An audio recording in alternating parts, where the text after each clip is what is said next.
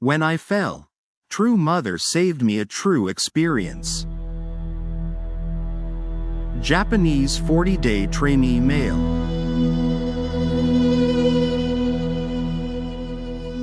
Heavenly Parent, true parents, thank you for always guiding and loving us. I would like to testify about the grace I received through the holy works of True Mother during this great works period. I had heard about True Mother's accomplishments and the works of the substantial Holy Spirit, but I had not truly experienced what they were. In particular, no matter how sincerely I prayed, it was difficult to connect with True Mother's heart, and I felt a thick wall in my heart. On the night before the great works, during the night vigil at CheonBo, I honestly prayed, I do not understand Mother's love and heart. I know that True Mother loves the world and seeks to save humanity, but I raised my voice in prayer because I had not directly felt that love myself.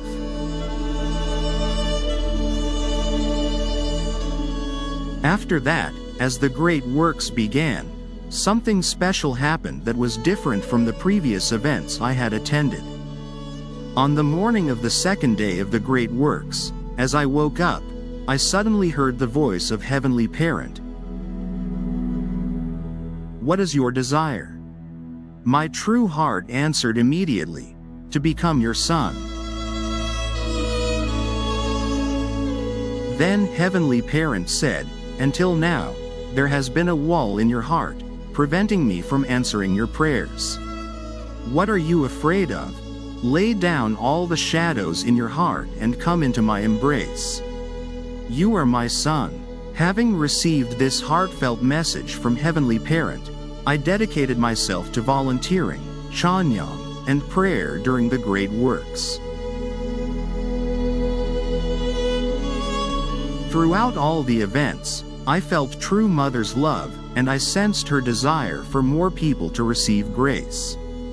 To help even one more person enter the main hall, I diligently worked to organize the lines.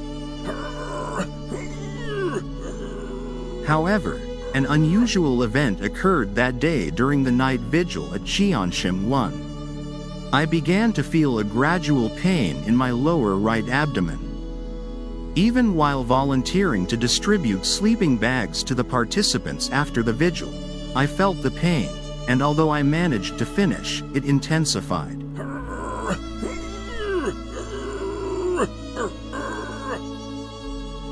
Then I heard a voice say, "You shouldn't be here."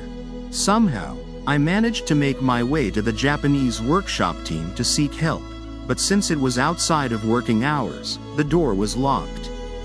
Unable to stand due to the pain, I sat down on a nearby staircase. One of the Japanese trainees approached me and asked, "Are you okay?" When I replied, "My stomach hurts," the trainee immediately called the training supervisor for assistance.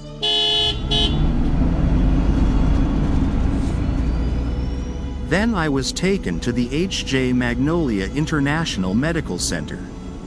However, because it was late Sunday night, there was no doctor available to treat me. As a result, I was taken to a university hospital in Incheon. During the hour-long journey, I experienced hellish pain.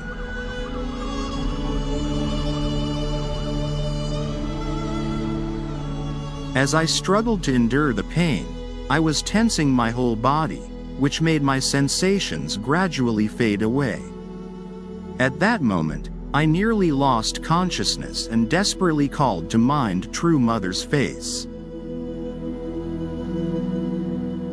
For some reason, I felt a strong conviction that I shouldn't distance myself from True Mother, so I kept shouting, "Wong Oma, thank you. I love you."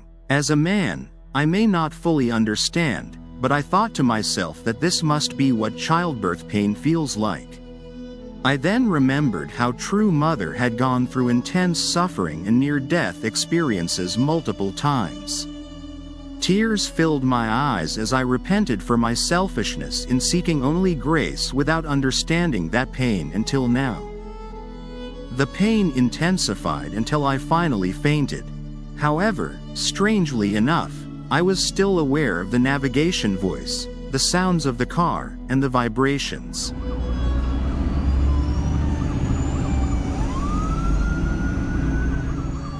I also sensed, in a way I can't fully explain, that there was another version of myself lying down.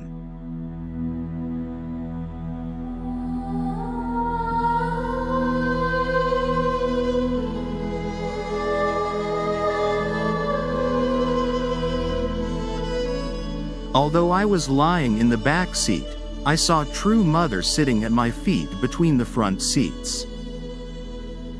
However, True Mother I saw was not the age I had seen before. She appeared very young, around her late teens to early 20s. She was wearing white clothing, and her hair was tied up in a round bun at the back. True Mother took out bandages and disinfectant, organizing them in a line, and occasionally glanced back as if she were giving instructions to someone.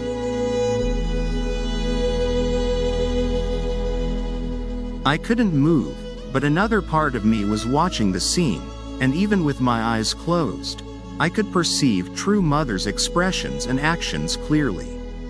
With a calm demeanor, True Mother completed her preparations smoothly. She then raised her palms upward and, with both hands, repeatedly performed a motion of pulling something up and away from the painful area in my lower right abdomen.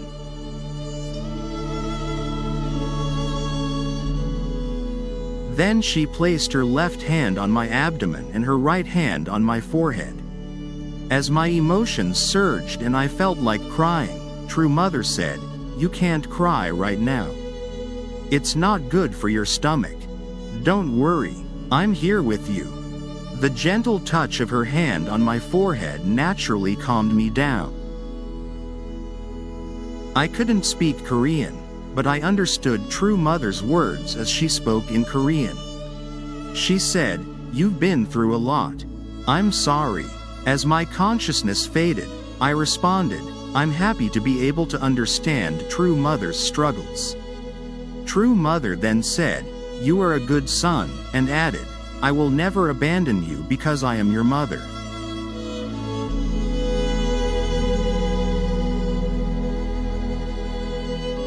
With tears in my eyes, I said, "Wang Oma, thank you. I will not forgive anyone who does not follow you, because I am your son." I made a promise, saying, "I will be a son who comforts you, so please have hope for the future." True Mother replied, "It's okay now."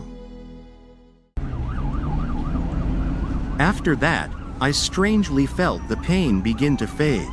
On the way to the hospital, the training supervisor, concerned about my sudden silence, spoke to me.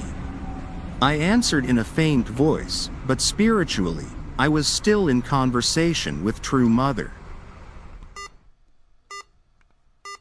By the time we arrived, the abdominal pain had disappeared, and the numbness in my hands and feet was gone as well. However, I was in a situation where I couldn't walk on my own due to a lack of strength. After undergoing tests, I was diagnosed with urinary stones. I also discovered that I had a high fever. I understood why True Mother had placed her hands not only on my abdomen but also on my forehead. It seemed that she knew everything and had lowered my fever. Although I had not been able to feel it before, I realized that true parents have always been working for me, and I was receiving that love directly. Now, True Mother's wishes are my wishes, True Mother's joy is my joy, and True Mother's hope is my hope. I will never leave True Mother alone, because I am her son. Wang Oma, I love you. Thank you.